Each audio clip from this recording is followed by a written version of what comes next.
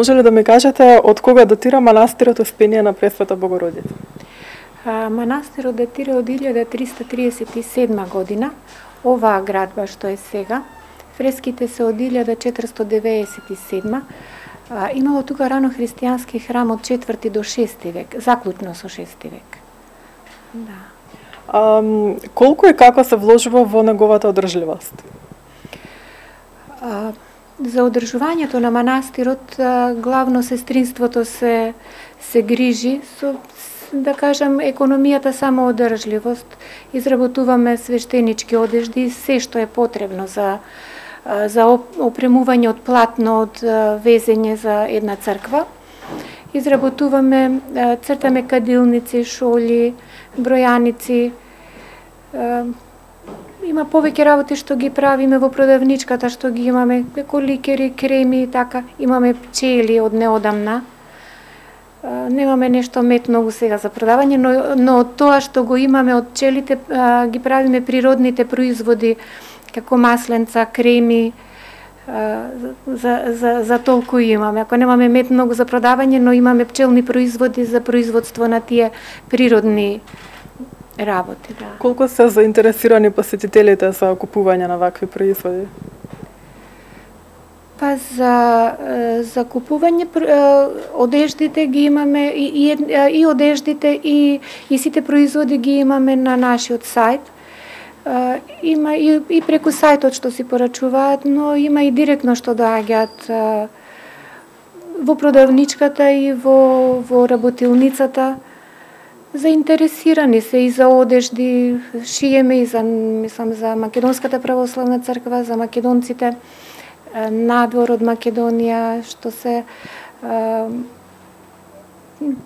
и за цела православна екумена кој што ќе порачам. Се порачуваат и од странство, сме шиеле за Грција, за Русија, за Финска, за Американската православна црква, за Америка и Австралија, нашите што се иселеници и во Европа, но и за Американската православна црква, за Финската православна црква.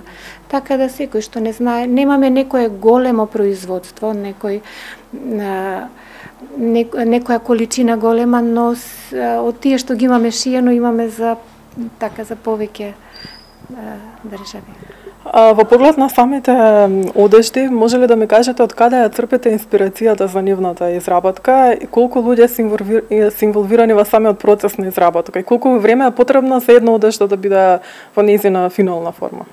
Инспирацијата ја црпиме од изворното наследство на нашата црква, од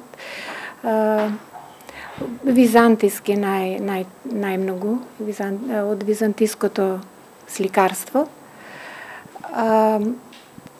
Инволвирано е сестринството, имаме уште неколку девојчиња што доаѓаат, што помагаат. Колку е потребно за да се изработи една одежда, тоа зависи од везот, зависи кои одежди ќе се работат. Да речеме,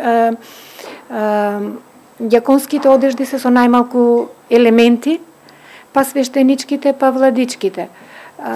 Зависи кои одежди, зависи од везот, од материјалот. Сите овие ваши понуди се објавени на вашата веб страница.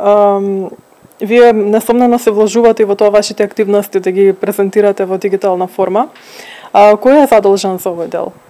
Сестринството во соработка со стручни лица. Вашиот патронен празник, меѓународот познат како Голема Богородица, 28 август, традиционално го одбележувате секоја година. Со кои активности ќе го одбележите оваа година? Па, како и секоја година, манастирот продолжува со славата, со традицијата на славата на Пресвета Богородица, знаеки дека Пресвета Богородица е од исклучително значење не само за нашиот манастир, туку за целиот свет, можам да кажам. Дека ликот на Пресвета Богородица е од исклучително значење не само за нашиот манастир, не само за нашата држава, за целиот свет. за сите што ќе ја побараат. Активностите се тие, вечерната служба почнува во 18:30, имаме бдение од 23:30, тоа е на 27. На 28 имаме литургија од 8:30 часот и на 28 ќе има и ќе се спрема и храна за гостите, за сите гости што ќе дојдат. Каква е бројката на посетители кои што доаѓаат вака генерално и доаѓаат ли младите во посета на овој манастир? Имаме млади луѓе што доаѓаат, посебно така се повеќе на литургија што доаѓаат млади луѓе. Има, да, се зголемува бројот на луѓе кои што доаѓаат на литургија, сакам да кажам. И така редовни посетители континуирано. Нема толку посетители во манастирот како што е матка посетена, како што е толку многу гужва на матка, но сепак кој е заинтересиран, да, доаѓаат.